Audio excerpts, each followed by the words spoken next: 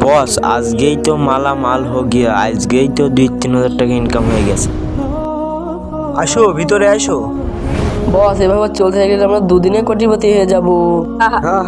এই যা যা, আমার নাকি 5 কেজি ছোলা কিনে আন। জি বস এখনই আনছি। বস ও নাকি আপনি সাথে পাঞ্জা লড়বে।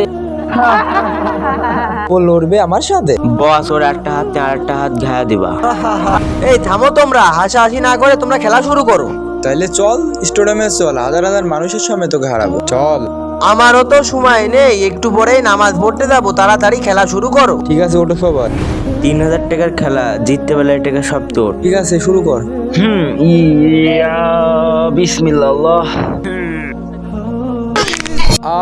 আমার হাত ভেঙে গেছে। বস কি হলো বস? আমার হাত ভেঙে গেছে। তোমার গায়ে এত শক্তি, তুমি আমার বসকে হারিয়ে ফেলে এই নাও পুরস্কার। লাগবে না, তোমাদের এই হারাম টাকা আমার কোনো প্রয়োজন নেই। আমি তোমাদের এটা বোঝাতে চেয়েছিলাম, মানুষের শরীরের শক্তি চেয়ে ইমানের শক্তি বেশি হওয়া উচিত। আর তোমরা যদি আমাকে পুরস্কার দিতেই চাও তাহলে আজ থেকে 5 ওয়াক্ত নামাজ পড়বে।